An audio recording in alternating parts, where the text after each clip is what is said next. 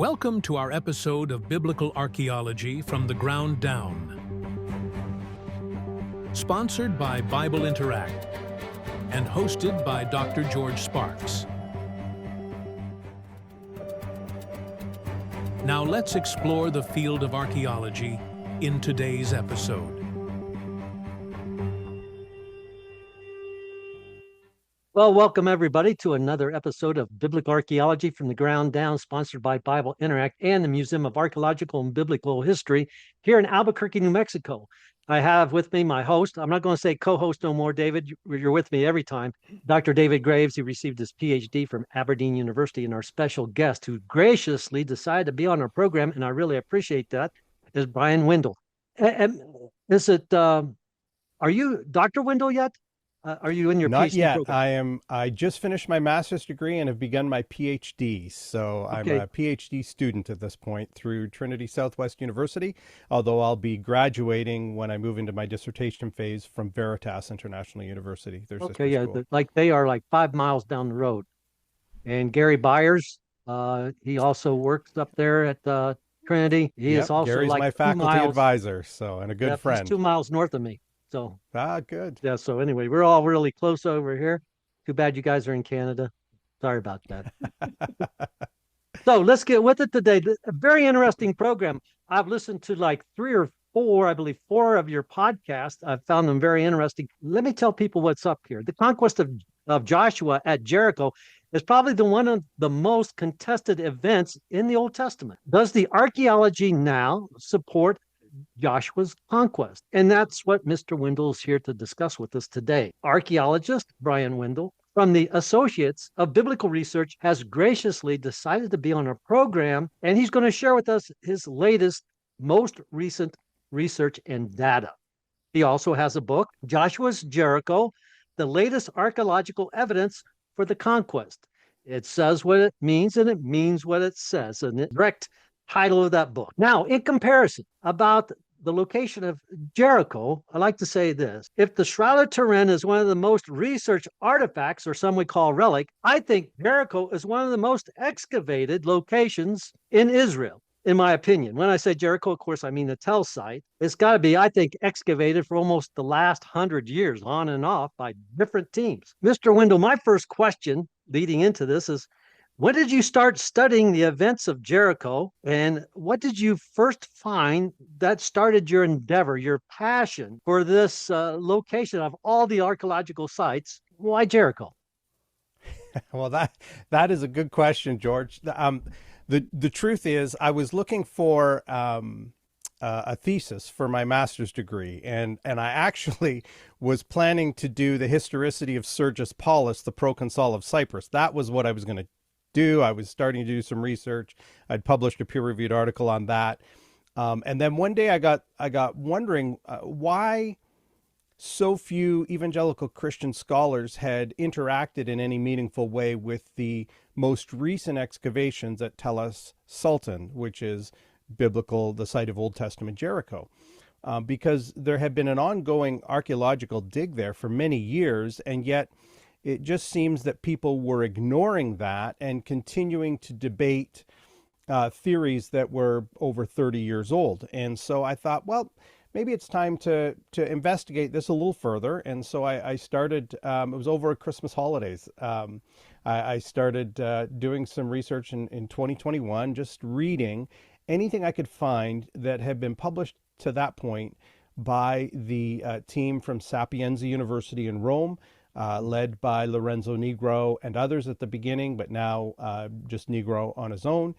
And as I did that, and that of course then caused me to go back and reread some of the earlier writings of Kenyon and Garstang and Sullen and Watzinger, and then I started to realize that some of the things that I had thought people had said about Kathleen Kenyon were not accurate about what she believed. And then the other thing I realized was that that much of the latest team has identified a late Bronze Age stratum at Jericho, but it's City 5, not City 4. And most of the debate about Jericho has all centered on Jericho City 4. And so once I started to research that and realized that nobody really had been talking about this, I realized that I had an opportunity here to do some original research. And as a friend of mine who's also an archaeologist said, I don't know that I've convinced him with my research, but he said, Brian, it's really nice to see someone doing some original thinking on Jericho, because we've all been, myself included, reciting a lot of the work that had been done, particularly in the early 90s by Dr. Bryant Wood, who's also with ABR and who I have a huge respect for. So I wanted to do a little bit of research, and my research has led me to a different conclusion than Dr. Wood has come to, and that's okay. My friend Scott Stripling, who's our dig director at Shiloh, often says, you ask 2 archaeologists, you'll get 3 opinions. And so I've been researching it now for about 4 years, and doing a deep dive, and so that's kind of how I fell down the rabbit hole, so to speak, of Jericho. Very interesting. I know that it takes a lot of passion to complete what you have, and then actually write a book and gather all this material together, which I'm sure we're going to get into. Now, there's no debate about the location. Jericho is Jericho. I think 100% consensus on that. The debate is basically over the dates of destruction levels, or the strata, as you already said, carbon-14 dating, and also in some cases pottery typology, because in many cases we're not getting whole pieces of pottery, we're getting fragments or shards. Yeah, George. Yes, sir. Perhaps our audience also needs to realize that we're talking about Sultan, that the Old Testament. There is a New Testament Jericho that is probably about a mile or so away. Yeah. The Herodian Jericho. Yes.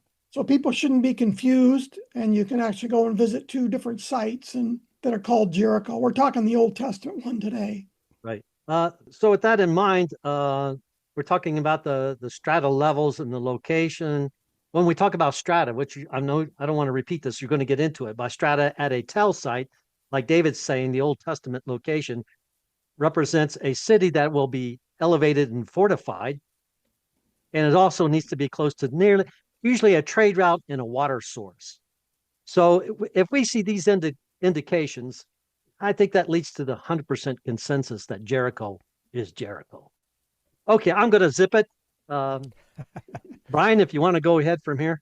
A presentation you're going to share with us today. So if you want to start that up now, that'd be great. Just share That sounds good. Yeah, thanks, David. Well, this is the presentation I put together on Jericho, the fall of Jericho, with the latest research. And I have spent years, as I've said, researching this. One of the things that I did is I wanted to make a database of all known late Bronze Age artifacts, pottery from Jericho. And so I researched where the different museums around the world that had material from Jericho in them. I emailed their curators. They emailed me back their list of artifacts. In many cases, I was able to trace down photos of that, particularly from the museum websites. I've also had the privilege of going to the Rockefeller Museum in Jerusalem and the Royal Ontario Museum in Toronto and studying their artifacts firsthand. And so I've been able to study the actual sherds and vessels from Jericho. And so what that ended up, I ended up with a database, and currently I've got 572 artifacts so far in my database. That's 174 vessels, 392 sherds, 4 scarabs, 1 cuneiform tablet, and 1 figurine, all of which date to the late Bronze Age, and most of which would date to the time of Joshua, the vast majority of which. And so based on that, what I wanted to do was I wanted to analyze Jericho to discover, is there evidence that it was, that it aligned with this ancient account that we have in a historical text of the fall of Jericho. And so when it comes to that, we read about Jericho in Joshua chapter 2 and Joshua chapter 6. The fall of Jericho is in Joshua chapter 6. And just based on a number of verses that are there, it's pretty clear that it was occupied. There was a king there. There was Rahab there. There were soldiers there. It was fortified. Obviously, it had walls, the famous story of the walls of Jericho falling. And then that they destroyed it and they burned it with fire. Now, here's the thing that I've discovered.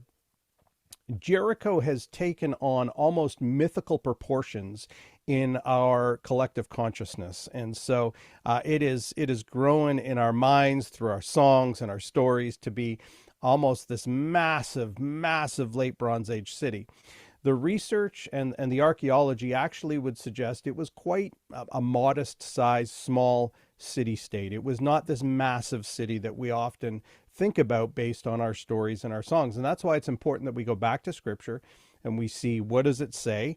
And so this little simple criterial screen that I put together, what I did was I took it and I looked at the latest archaeological evidence from Jericho, particularly from the work of the Italian-Palestinian team there, led by Lorenzo Negro. And just I wanted to compare, was it occupied? Was it fortified? Was it destroyed around the time that the Bible indicates? And this is important because there are some people, such as Finkelstein and Silberman, who would suggest that this is a fanciful account, that this famous scene of the Israelite forces marching around the walled town of Jericho with the city of Jericho, with the Ark of the Covenant, causing the mighty walls to collapse. He says it's simply a romantic mirage. That's his view of that. And so I wanted to put that to the test by comparing what the archaeology says with this ancient text. And this, by the way, is just what scholars do. So, for example, when the scholars excavated at Megiddo, and they found a late Bronze Age destruction layer there, it was very natural for them to then go to the writings of Thutmosis III, who claims to have conquered it, and go, oh, look, we have this correlation between this ancient text and the archaeology. And that's essentially what I'm trying to do with my research here. And so just a little background information. George, you mentioned a tell, and I often, I love chocolate cake, so I often describe a tell much like a layered chocolate cake. It is a mound, an artificial mound that has built up over the years as people built one city that was destroyed and another city on top of one another, much like a layered cake. The other thing that we need to understand as we go is I'll be talking about ceramic typology. And my dad grew up near a car lot. And so I could often ask him when an old car drove by, I would say to my dad, what kind of car is that? And he could tell me the year and the make and the model because they changed over the years. And he was able to tell based on the way it looked or the fins on the back or the front grille what year that came from. And so we do the same thing in archaeology with ceramics, with the pottery, because vessels changed styles. They changed the fabric, they changed the decorations as the years went on. And so we'll be talking about both of those today. So much of the debate about Jericho, really for the last almost 4 decades, has been over City 4. That is the city that has traditionally been associated with Joshua's conquest. And so when just a quick review, you had mentioned, George, that it's been a heavily excavated site, and you're right. It started in the mid to late 1800s with some minor soundings by Warren and Bliss, and then the first major excavations by Sullivan and Watzinger in the early 1900s. And then Garstang in the 1930s, followed by Kenyon, followed by Negro. And Garstang is really the one who put together the stratigraphic names that we kind of use today: City 1, City 2, City 3, City 4. That comes from Garstang, from his stratigraphy. But when we look at the dating of that site, that's where everybody starts to debate this issue, because the dating of City 4 is very controversial. Garstang, who was the first one who kind of put this stratigraphy together, he dated it to, people often say he dated the destruction to 1406. He did not date the destruction of 1406. He dated the destruction to between 1400 and 1385 BC in the late Bronze Age. That's when he thought City 4. And to clarify, he had 2 phases of City 4. And so he's referring to the second phase of City 4 there, that was when it was destroyed. Sullivan and Watzinger later kind of looked at Garstang's data, and they interacted, and he would say that stratum, even though they didn't use that terminology, he would say that stratum was actually 1600 BC.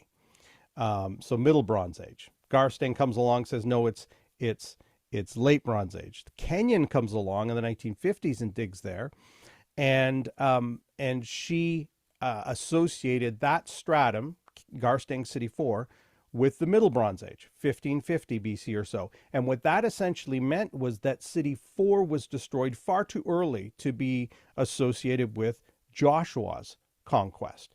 And then in the 1990s, Dr. Bryant Wood came along, and at a time when the debate between biblical minimalism and maximalism was raging, he looked at the data and he believed that Kenyon had misdated City 4 and that Garstang was right all along. And for the last almost 40 years, that's been where the research has kind of stayed, this debate over City 4. So when I started my research, what I realized was that Negro and his team agree with Kenyon, that City 4 is dated to the Middle Bronze Age, too early for Joshua, but according to their stratigraphy, there is a late Bronze Age city there. It's City 5. And so what I wanted to do was I wanted to look at all of the latest archaeological evidence from City 5 to see, was it occupied, was it fortified, was it destroyed around the time that the Bible indicates. And so part of that was looking at City 4. And so, because I needed to address some of those kinds of issues. And the reality is that for City 4, this is a very famous pottery plate that is used by people to suggest that City 4, because all of these come from City 4, that City 4 was late Bronze Age. And there are people who believe that this pottery is late Bronze Age pottery, and thus City 4 is late Bronze Age. However, the latest ceramic typology, and in the field, this is the book that we use when we're excavating at Shiloh. It's the latest book on ceramic typology.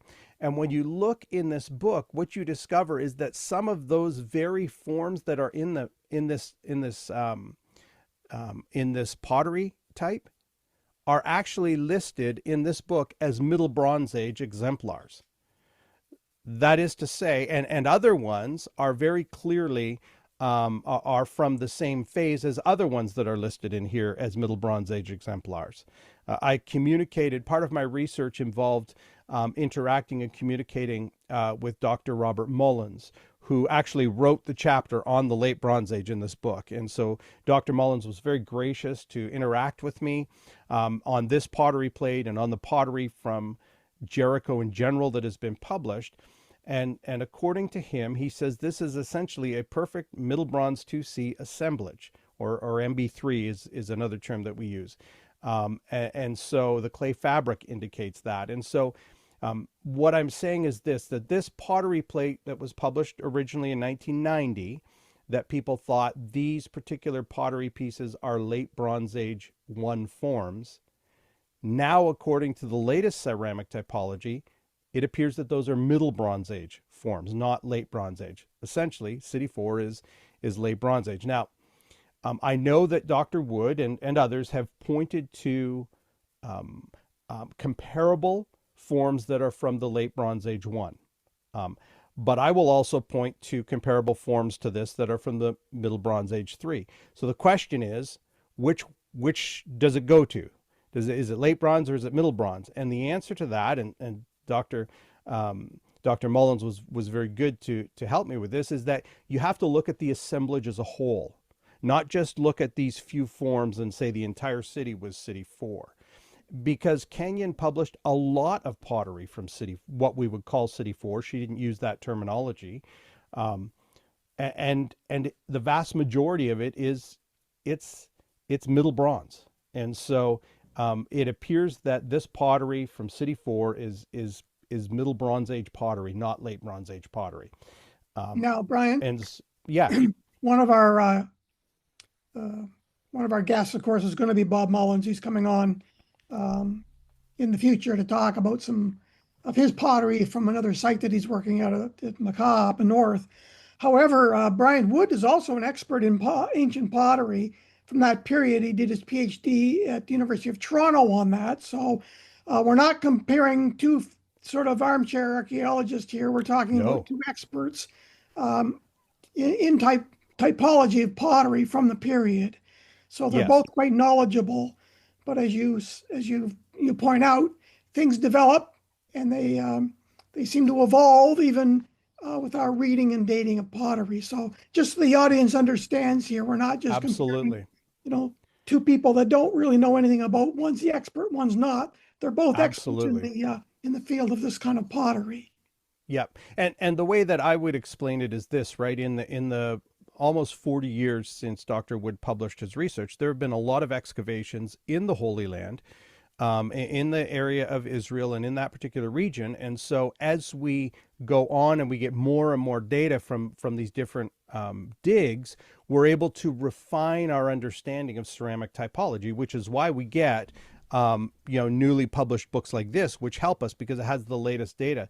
So what I often say is that when I look at what Dr. Wood published in 1990, with the data that was available to him at that point in time, I think he did a great service to all of us with his research. And what I'm looking at now is I'm looking and going, okay, but now we have 30 plus years, 3 decades plus of new research, new archaeological data, new ceramic typology that's been tightened up. And now we have a better understanding of things. So let's reanalyze things. And so that's kind of where I'm coming at it from. We excavated at Tel Hammam, which is just across the valley from Jericho, for 20 years. And we've got over 60,000 pieces of pottery. I personally excavated a number of whole vessels. So we've actually collected many more samples that we can do comparables with, which really helps. So you're right. Yep. Things do evolve, and that's every right. year And there's that's more just and more pottery. That's right. And that's just good scholarship, right? We don't need to be afraid of this, and we do need to hold our theories loosely. One of the things I'll say at the end, and I say this in my book, is that my theory right now about City 5, I'm trying to do what Dr. Wood did. In 1990, Dr. Wood put forward a plausible explanation based on the data he had available to him for City 4 being the city Joshua conquered. I'm trying to do the same thing now. I'm trying to put forward a plausible explanation for City 5 based on the latest archaeological research and data. And so the latest archaeological research and data would say that the pottery from this type and from City 4 in general is Middle Bronze Age. The other thing people will often say is, what about the jars of burnt grain? Because that was a really unique part of Dr. Wood's research. And the reality is that jars of burnt grain were discovered in City 4, and that does seem to align with exactly what the Bible says. One of the things that I've in my research I've discovered is that that's not the only jars of burnt grain discovered at Jericho. There were jars of burnt grain discovered in Jericho City 3, which is from the Middle Bronze II period. There were Gary Byers mentions that there was jars of burnt grain discovered at Tel El Hammam in the IB2 period, the Middle Bronze II period, and the Iron Age II period. Yeah, I was going to say, I've witnessed those myself, and would agree. Gary's correct, because he dug there as a supervisor, our supervisor. But I was just going to mention that. So, yeah, and then jars of burnt grain have been discovered at Hatzor in the 13th century destruction layer. So what I'm saying is that it's not overly common. I'm not trying to communicate that, but what I'm trying to say is that it may not be the smoking gun that many people think it is, particularly when you consider that some of the radiocarbon dates from City 4 align with the pottery from City 4. And these jars of burnt grain are from City 4, and so I don't believe they're from Joshua's Jericho. They're from the Middle Bronze Age. And I will say this about the radiocarbon dating. The radiocarbon dating at Jericho has been hit and miss. There have been some that look like it was late bronze, but then it got recalibrated, and then it was Middle Bronze. There have been a couple of samples that have been so broad in their scope they could cover either. The City 4 could be either late bronze or Middle Bronze, but the best samples Bruins and Vanderplank did a number of samples that were incredibly uniform in their dating of all of these samples, and they would suggest that that City 4 was destroyed in the Middle Bronze Age, as Kenyon said, as Watzinger came to believe, as Negro affirms, and so. So I have looked at City 5 because according to the stratigraphy from Sapienza University, City 5 was occupied in the late Bronze Age 1 and the late Bronze Age 2 periods. And so let me just say this for our listeners, because I may say, LB1 or LB2. So LB1 is basically 1550 to 1400 BC. LB2 is 1400 to 1200 BC, and then those are dropped down into subphases. And I'll often reference an LB1 to horizon, and what I mean by that is that the pottery from Jericho. It's not like in the old days, people used to think that the pottery was very easy to box. Oh, that's late Bronze Age 1. Oh, that's late Bronze Age 2. And the more we learn about ceramic typology and the more we get more sites excavated, we've come to realize, and I'll use the term that Dr. Robert Mullins uses, it's more of a late Bronze Age 1 to horizon. It's not like the potters woke up on January 1st, 1400 BC and said, all right, everybody, we're changing our pottery styles today. We're changing our forms. We're changing our decorations. And so it's just, and again, this is why I use a window approach, because it's not like you can pinpoint a specific year and say, oh, that's LB1, oh, that's LB2, with most of the pottery forms and decorations we find there. It's more of a horizon now. And that's where your analogy of the Chevrolet would break down. Yes. Because you're not looking at a particular year. You're looking at a phase, we might say. Exactly. It's phased in, phased out. And that could vary from site to site, depending on who was using the pottery and Absolutely. how, you might hold grandma's pottery over for a few more years. That's right. That's right. Exactly. Part of the unique thing about my research is that when it comes to dating the Exodus and the conquest, because they kind of go together, I take a window approach. And that's because when we look at what the Bible says, that the date that we all go to, whether we believe in an early date or a late date or whatever, we usually start at 1 Kings 6:1 because it appears to be the clearest. It says, in the 480th year after the people of Israel came out of the land of Egypt, in the 4th year of Solomon's reign over Israel, in the month of Ziv, which is the 2nd month, he began to build the house of the Lord. So if we know when Solomon started building the house of the Lord, we just count back 479 years, not 480, because it's in the 480th year. So we count back 479 years, which seems to me to be a shockingly specific number. And we come to around, see, and this is where it gets a little hard to say, right? Some people say Solomon dated, the date of Solomon's building, the 4th year of Solomon's reign is 967 BC. So you count back 479 years, you get to 1446 BC. And okay, if your anchor date is correct, but Edwin Thiele thought it was 966, not 967. And then you've got Kenyon, who believed it was 960. You've got Albright, who was 959 BC. And so, again, we see that different scholars have a slight, there's a margin of error in there. I just can't say conclusively it was this specific year. And so if your anchor date has a little bit of wiggle room, that means that your whole paradigm must have some wiggle room there too. And so I think that's an important point that people need to understand. Well, the other thing with dating is that some understand the dates of those early passages of scripture to perhaps some of them being honorific. Yes. Not absolute.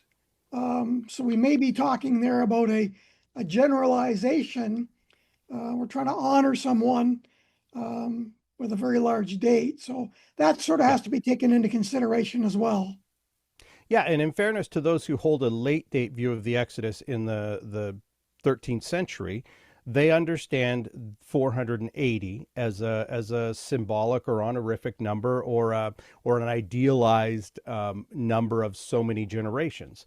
And so that's really the difference, the main difference between, it's not the only difference. There's also a difference in how we interpret the archaeology, but that is, to be respectful and honoring of good scholars who come to a different view.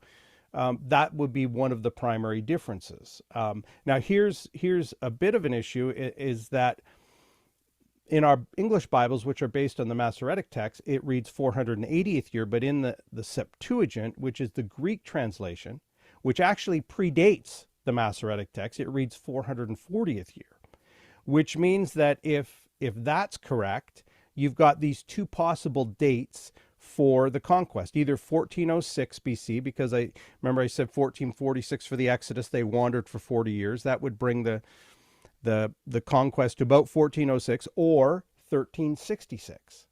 But when we look at the archaeology, first of all, the archaeology, the dating of the Late Bronze Age 1, even the division between Late Bronze Age 1A to 1B, is all based on Thutmose III's campaign into Canaan, whether it's before that or after that.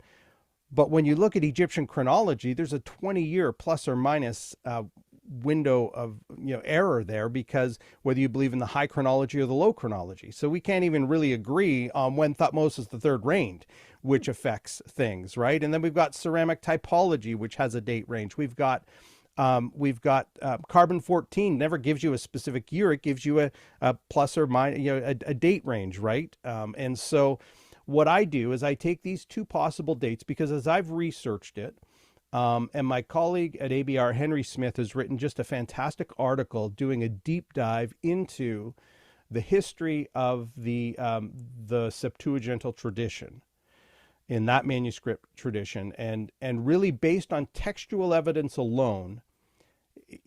He says, first of all, the 440th is probably the original Greek reading. That's probably the original Greek reading. Now Henry would side to the Masoretic text reading, but he would do so based on other evidence outside of the text. He wouldn't, when you just look at the textual traditions, he says it's not a slam dunk. It's hard to tell. So I have to take these two possible dates, and I still have to consider both. So what I do is I take a 20-year plus or minus error, margin of error, a window on either side of the dates, and that brings me to a conquest window. I believe that the conquest of Jericho fell sometime between 1426 BC and 1346 BC. Basically that LB1, LB2 horizon. And I'm going to look for any evidence within that particular horizon that may give us some sort of an indication of whether it was fortified, occupied, or destroyed in that period. So that's a little different. Most people I've read, you try and pinpoint a date. It was 1406, it was 1370, depending on whether you're an early or late person. And so, or 1320 for the Exodus, for the conquest. This is how I approach it. And the way I say it to the common person is, look, we're going back almost 3,500 years. If we can narrow it down to an 80-year window, I think we're doing pretty good. Even though I know to our modern minds, we want to know the exact day and the year and even the minute at times when something happened. That's just not what we get in the ancient world, and it's not what we get with the archaeology. And they didn't care about the date back then either. So that's right. That's the other thing we sort of need to consider. It's they weren't as obsessed with dating. They were much more the honorific idea in the ancient Near East, with the Sumerian kings list, and some king reigning and ruling for 75,000 years. And that's right. Yes. Yeah. So we have to look at things from a different perspective. Yeah. Well, let's look at occupation, and this is where I started to do some research. And so I plotted on a Google Earth image of Jericho. This is es-Sultan. This is, as David mentioned, this is the Old Testament site of Jericho. And so I plotted on there all of the places where they have found late Bronze Age pottery. I should note that Spring Hill is the primary place where they have found it. That is where the vast majority of the late Bronze Age pottery on the Tell has been found. That was the prime real estate for Old Testament Jericho. That's where this series of palaces was located, right above the spring, which is that little aqua colored dot there. You could get your water really easy. You had a beautiful view. If you you're up on that eastern top of the Tell, you get the nice breeze coming. And so you've got the early Bronze Age palace there, followed by the middle Bronze Age palace, followed by what Garstang called the middle building, and Negro calls the residency, so a scaled down version, and then followed by the Iron Age Helani, or palace, that was there too. And so most of the pottery has come from this particular area. And when we look at the pottery from this area, it becomes very interesting when you do the reading and find out what people thought about the pottery. So if you take a look at the top pottery along the top, these first two pieces, first two pottery pictures are very famous pottery pictures that some people suggest this is the late Bronze Age 1 pottery. This is pottery that was discovered by John Garstang on the Tell. So Bryant Wood, Titus Kennedy, and others point to this and say this is late Bronze Age 1. See, City 4 was late Bronze Age 1. It's not the only, in fairness, and again, I try to be very respectful. I don't want to oversimplify somebody else's argument, but this is a large part of their argument. Here's the problem. John Garstang, when he excavated it, did indeed date that to the late Bronze Age 1 period.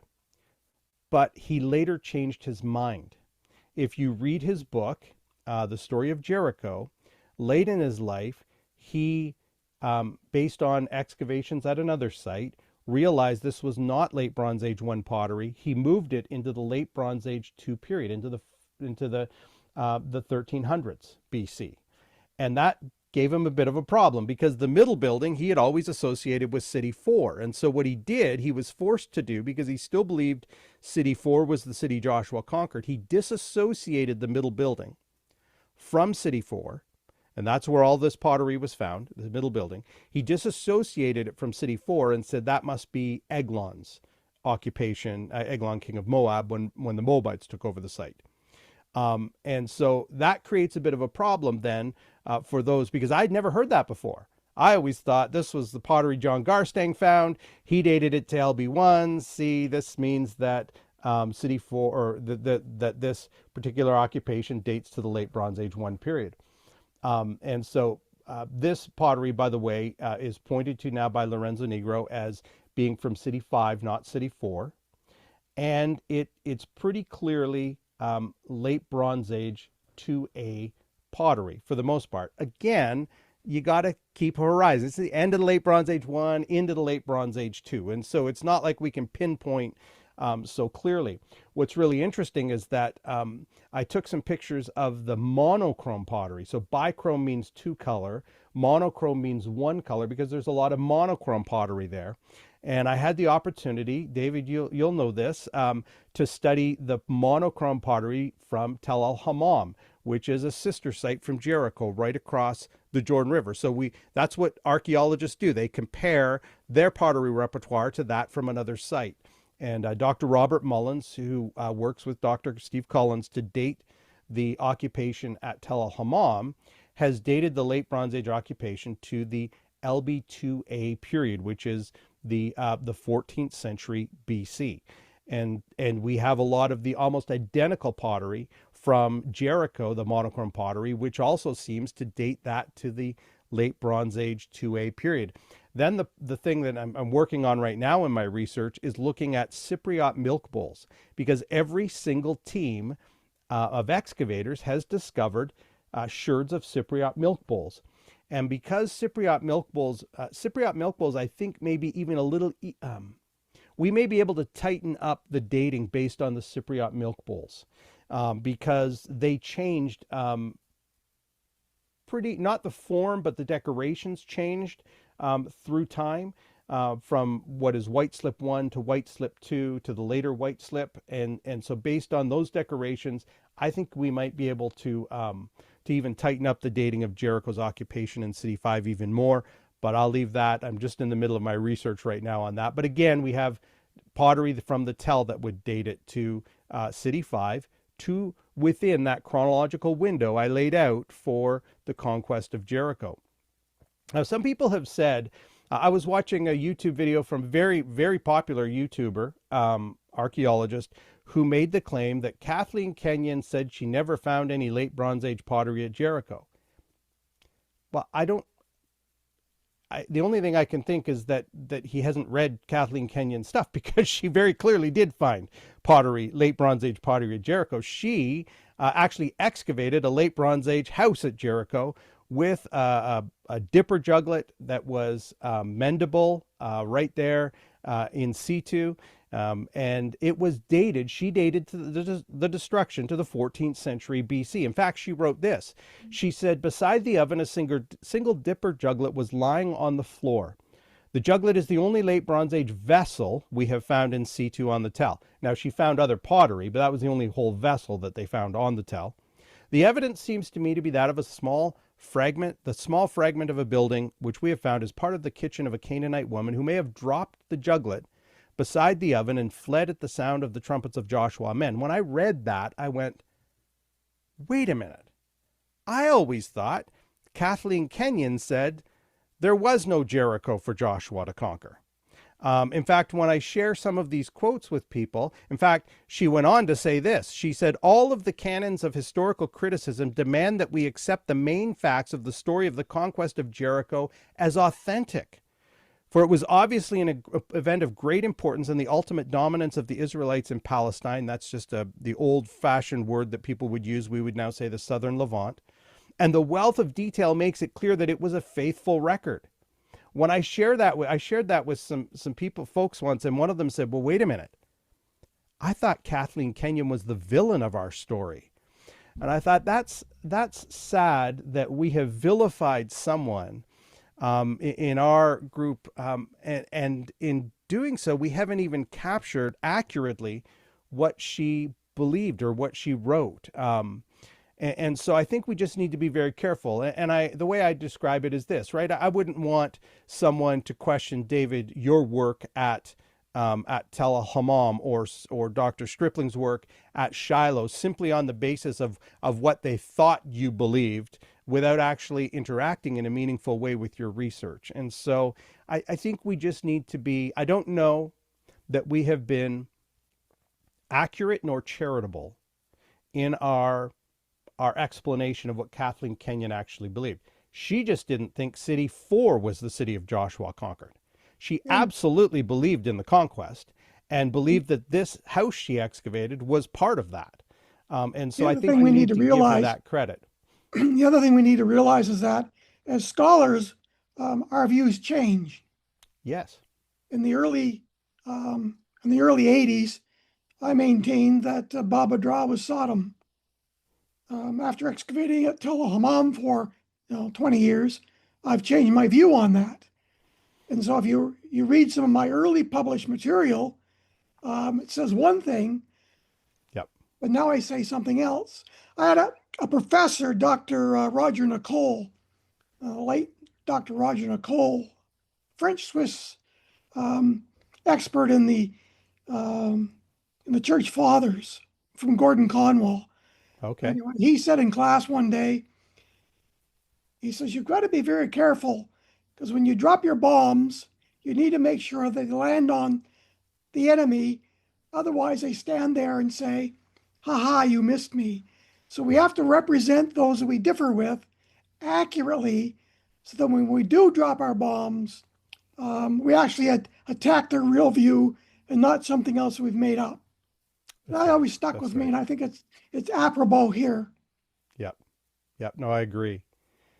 We have also pottery from the tombs. So it's not just pottery on the Tell. We have pottery in the tombs from the necropolis that was to the northwest of the city.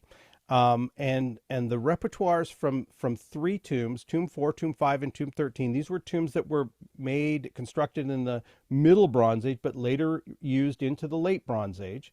And based on those repertoires, again, Garstang dated them quite early. He dated them to the 15th century. The new dates would suggest that maybe Tomb 5 had some datable stuff to the 15th century into the 14th century, but most of the repertoire from all of this is in that 14th century range. Again, we're talking that LB1-2 horizon, and again, fitting within my my chronological window for the conquest of Jericho. And then you have late Bronze Age architecture. Garstang excavated a middle building.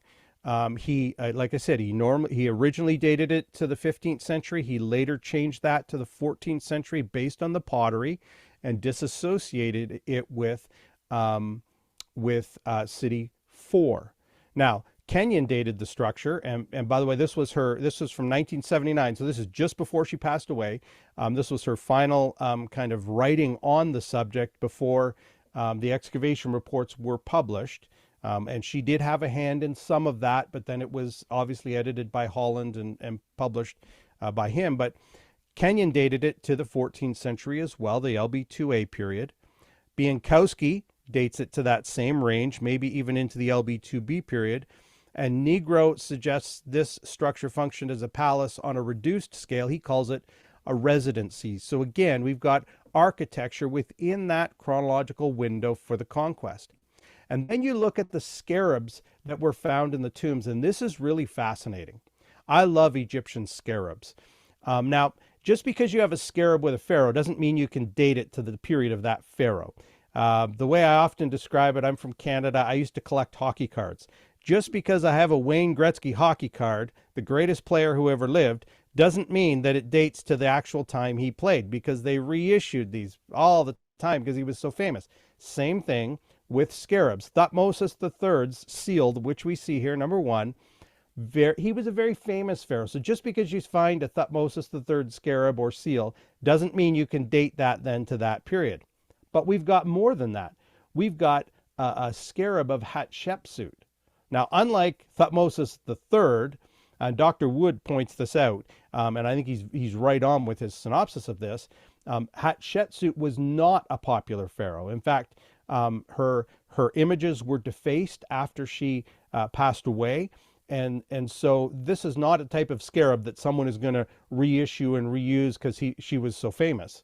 So I think it is very helpful in dating, but I think perhaps the one that is most helpful in dating is Amenhotep III, because there were 2 scarabs from Amenhotep III found in Tomb 4. Again, popular pharaoh, so you can't necessarily point to that and say that helps us in dating unless it's found in a stratum that dates to the same period as he reigned. And that is the case with the scarab of Amenhotep III. It was found in a stratum in the tomb that dates to, based on the pottery, to this 14th century. And when we look at it, it doesn't matter whether you use the high chronology, which a lot of evangelical Christians like, or the low chronology, which is what the vast majority of Egyptologists use. Amenhotep III, and I use Charles Ayling's work. I have a huge respect for Dr. Ayling. He dates it almost identical dates by the time it gets to Amenhotep III. He's a 14th century pharaoh. So essentially we have the scarab evidence from the tombs suggesting that the sequence would suggest that the tombs were in use probably from about the middle of the 15th century into the 14th century, the same thing that we have with the dating of the pottery. Brian, Then we have, where would Kenneth Kitchen put that? He's the father of Egyptology. I'm not an Old Testament expert nor an Egyptologist, but I was curious what his view on that would. I know Charles as well, personally. But yeah, I think Kitchen is a low chronology guy. I'm not 100% on that, but Kitchen is a late date Exodus guy. So he wouldn't look at that and suggest that in fact, in his book on the reliability of the Old Testament, I don't even think he addresses the scarabs from Jericho, because to him, Ramses II is his pharaoh of the Exodus, and that's he's a 13th century Exodus conquest guy. So I don't know that he addresses it in terms of, and he would certainly have dates, but I don't know which, whether he follows high or low. I think it's the low chronology he follows. yeah, I've got his book on my shelf. I'll have to look him up. Okay. This is really interesting. They also found a cuneiform tablet. Garstang found a cuneiform tablet there. He described it as most similar to the El Amarna tablets and estimated that it likely dated, again, here we are, to the 14th century BC. Negro has said just that tablet alone tells us so much. He said, on the eastern flank of the tell, Garstang retrieved a late Bronze Age tablet preserving an administrative text which suggests the city still had a political role, a palace, a ruler, and even an archive. So not, as Bienkowski said, this unfortified smaller site. Seems that it's a city and that there's some, of some importance at that particular time. Now, I will say this, the Amarna tablets are a group of texts that were written to the pharaoh in Egypt. Amenhotep III, Akhenaten, generally the two primary pharaohs that they're written to. Again, two 14th century pharaohs. And when you move the conquest window to include the beginning of the 14th century, the Amarna tablets and this mysterious group of people, the Habiru or the Apiru, and I don't believe that every mention of them in the Amarna tablets are the Israelites, but I think a case can be made that the mention of the Habiru or the Apiru, particularly in the Central Highlands, are referencing the Israelites, because you've got these kings of the Egyptian city-states writing to Pharaoh saying, help us, save us, the Habiru are attacking us, and from some of the exact same cities that the conquest narratives have. And so if this is an Amarna tablet that they discovered at Jericho, unfortunately it's so worn down that really the one translation I found can only say son of and a name. That's really all they got from it. But again, if it's an Amarna tablet, it would date to that same period too. Again, that's what the Amarna tablets are. Now, the big thing people want to know is, okay, that's fine, Brian. So there's people there, but what about the walls? What about the walls of Jericho? That's what everybody wants to know, because that seems to be the part of the story that sticks in our consciousness for good reason. And so when you go to Jericho today, Tell es-Sultan, you will, at the southern part of the tell, this is a very famous structure. This is what's often referred to as the Great